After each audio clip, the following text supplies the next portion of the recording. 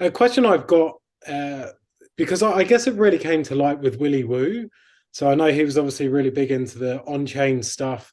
And it seemed, and I know Sammy mentioned at the start of the conversation, saying that some of the signals are delayed. And it's kind of good when you're right in amongst it, but they're not the best indicators if you're trying to make an informed decision based on what's going to happen next week as such for more volatile trades. Do you agree with that? Do you think there is a bit of a delay in the reporting of it, or do you think it's better for just long-term investing signals? What's your kind of belief from what you know? No, from my experience, it comes down to one thing, right? It's practice. And in my view, there's no question. There's a whole lot of metrics you could use to just read the long-term macro cycles. But within that, I mean, at the end of the day, what we're looking at is human behavior over time. So a great example, there's a metric called SOPR, SOPR, stands for Spent Output Profit Ratio. So what this basically looks at, look at all the coins that were spent that day, how much the average profit above one or loss below one that they realized. When you overlay SOPR, which is the on-chain profit multiple, when you overlay that with funding rate, it's they're the same chart. So what does that tell you? That tells you that it doesn't really matter whether there's a guy in a Binance perpetual swap or a dude sending his coins to an exchange via his on-chain wallet. The derivatives space is a subset, like from statistics. The derivatives traders are a subset of people who are currently trading Bitcoin. The people who are sending their coins to and from exchanges are also a subset of people who are trading Bitcoin. What you're looking at is two statistically significant data sets of how people are behaving. They're doing the exact same thing, but it shows up in two different metrics. So from that lens, if there is statistical significance, if someone believes that we're going to have a liquidation in perpetual swap markets, well, what's going on there is a bunch of guys are also selling for a profit. Your profit multiple in SOPR starts to climb. Guys are locking in profits at the same time that the guys they're selling to are going levered long. So in many ways, there's no question. There's loads of metrics that are just nice cyclical patterns. But that's a very small subset of what's actually available in the on-chain space. And the way you get to these things, and particularly those three categories I mentioned before, more so the realized profit and loss and the lifespan, those two, the more I dig into those things, there's leading indicators all over the place, because what it's telling you is how is that subset, which is statistically significant, how is that subset of investors behaving? And there's another thing here. A lot of people don't realize this because you'll look at like exchange flows. And on any day, what we call net, the inflows minus the outflows, on net, it's 5,000 coins, 2,000, 10,000. But on inflows alone, we're talking about hundreds of millions to billions of dollars. And on outflows, another hundreds of millions to billions of dollars. So they're almost one-to-one.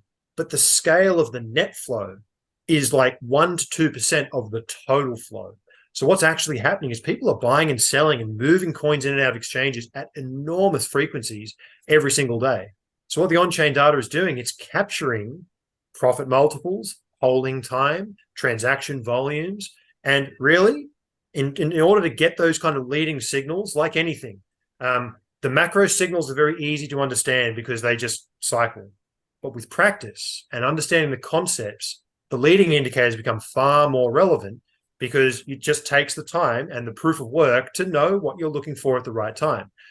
So that's basically what I try to do, is help people understand what those metrics are, right tool for the right job. But there is no question that you can go down to some people that I've talked to trade block level. They pull the data that we have every single block and they use that to make their trading decisions. Some people do that and then they overlay moving averages to find like the macro trends, and they build signals out of all that kind of stuff. So yeah, you can go down to very, very fine detail, or you can go macro. It kind of is a tool for all those jobs. Have you built any signals or platforms that can kind of sync everything into single indicators, or is that quite that must be no, that's actually a project so we've rolled out one of these, as I mentioned dashboards before. We've actually rolled out one, and we're starting big and then zooming in. But that first one, its job is just to help identify what do we like to see at the end of a bear market, right? What are the things that you want to see when we start to come out the other side? You get building up of on-chain activity, getting up above important key price levels? Are we seeing profit more than loss being realized in the market? Because, I tell this story, no one tells their friend, oh yeah, I'm losing, 10% of my portfolio every day. I'm going to go and tell my friend about how much fun I'm having, right? That just doesn't happen. The other way around, I'm making money every day. People tell everyone, right? So when you get the market transition to a profit dominated regime, that's another signal. And then the other one is, are you seeing coins actually transferring? Because the smart money, they will wait until there's enough demand. They're not going to just flood the market because they're going to send price down. These experienced guys start transferring their coins slowly back to the speculators when there's enough demand coming in. So they're kind of 4 topics, right? Pricing models, is the on-chain activity picking up? Do we have profit coming back into the system? And are the smart money behaving the way we expect them to? If all 4 of those are firing, you may well be exiting a bear market.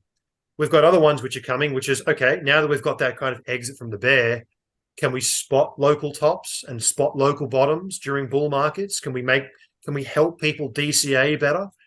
There's other ones where you can say, look for the most euphoric bull market top you can possibly find. What are the things you're looking for when that bull market blows up? And likewise, what does absolute capitulation look like? So we're building up these tools that are starting big, because on-chain is a very, very new discipline. So we're starting with, here's the big picture stuff you want to look at. And as we build more of these things out, we can start to zoom in and go, okay, let's look at this on a micro level. Let's look at this on a day-by-day level. And you just kind of shrink it down as it comes. But as you can see, there's a lot of work on my plate for 2023, but this is kind of the mission and the objective. Oh, that would be absolutely incredible if you're able to, because you're sitting on so much data there. If you're able to put it in a really constructive manner for people to interpret, then I foresee this being huge, absolutely huge for Glassnode. We've got the ideas. We've got the ideas. We've got the metrics. All we're doing at the moment, me and my team, is turning these things into products. So, I mean, that just takes time. But we've got all the charts. They're just all work in progress. And the mission now is to sit down and actually bring them together into a dashboard. So we've got that first one live, but there'll be many more by the end of probably next quarter. That's amazing. That's awesome, really cool. Thanks for sharing that. I might just jump in. I wanted to ask you, mate, about something you said earlier, because it's a really relevant topic, ordinals. If someone watching this isn't familiar with it, it's a relatively new thing, and it's driving the Bitcoin maxis absolutely insane, some of them at least. And it's actually which is always a good sign. Yeah, I always get a kick out of them just throwing their toys out of the cot. But it's NFTs built on Bitcoin. I just would love to get maybe your high-level view on that, and also how that might impact what you're doing at Glassnode, how you might interpret that with metrics and whatnot. Yeah, no, totally. Ordinals is a really interesting concept. So the idea here is a Bitcoin transaction has 2 parts. Following the SegWit upgrade, there's 2 parts. There's the transaction data, how many coins, what address, that kind of information. And then there's what's called the witness data, or the signature. This is kind of the cryptographic proof that proves that there was no funny business and the right person spent the coins and things like that. What's a clever cookie is found to do is that they can put data inside that witness space, right? So basically what we're seeing is that people are inscribing, and there's been the NFT craze that happened on Ethereum and Solana and the like. Now, the thing with NFTs is you've got the token, that is unique.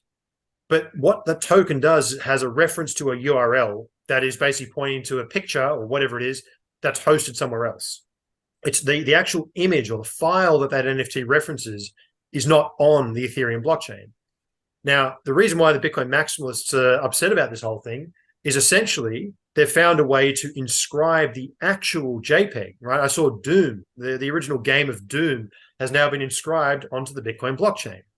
Now, what's very interesting about this, the first thing is that ordinals and inscriptions are so much better in terms of branding as NFTs. It always baffled me that all we could come up with the best name for NFTs was, a contraction of non-fungible tokens. So someone's found a way to put data inside the Bitcoin ledger. But what's very interesting about this is it's creating, Bitcoin is about scarcity, and human beings understand scarcity at a very, very high level. So what we've seen is basically a new source of block space demand. Now, what's great about this is that even if it does make the maximalists upset, and the reason they're upset is it's, there's too much data on the chain, it's harder for nodes to sync, and there's all sorts of technical reasons here. But at the same time, the Bitcoin network and everybody who upgraded their nodes for SegWit agreed that 4 megabyte, the block ceiling, was acceptable. We increased it from 1 megabyte to 4 megabytes. And this is essentially the bed that we all sleep in. We did the assessment back then in 2017 that 4 megabytes every 10 minutes is sufficient for a full node to stay synced. I fall into that camp. I think that Bitcoin maximalists will rapidly come around to the fact that we now have a brand new source of block space demand. People are paying fees. All we're doing is pushing ourselves up to that 4 megabyte cap somewhat earlier than we were going to anyway.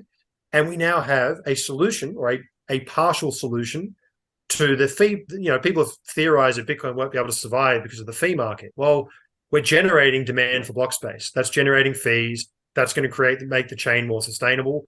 People like scarcity. And I think people are going to come around to the fact that these things are kind of cool. So you've got new block space demand.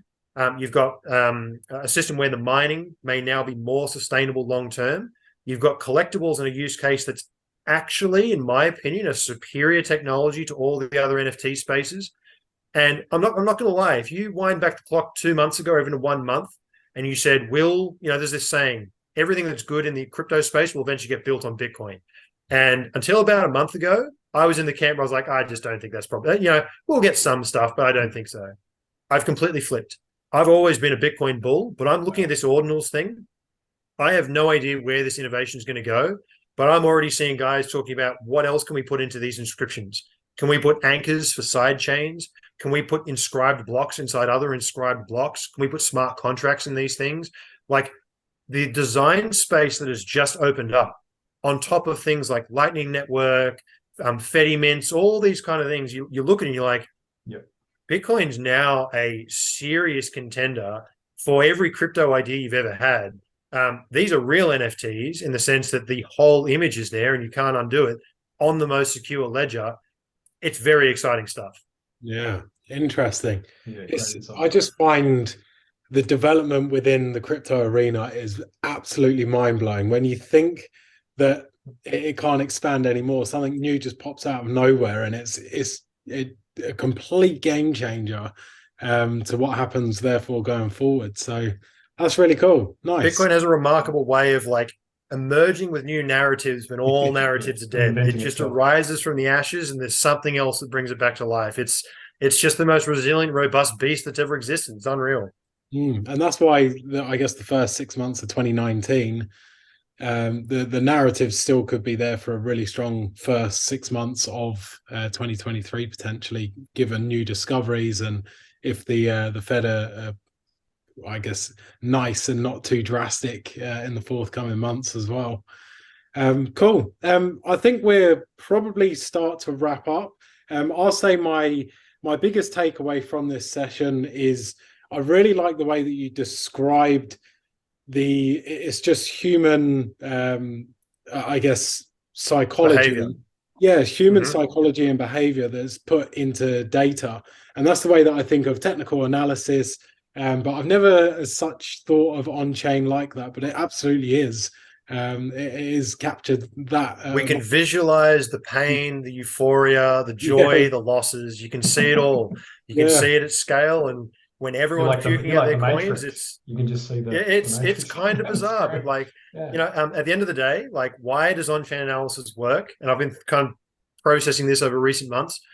It's essentially because the asset may change, the market may change, the Fed may change, the monetary policy may change, the year changes, but the human ape brain remains the same. It never changes. We've been doing the same thing as long as there's been a price. We will always behave the same way at scale, and that's just a tool to visualize it.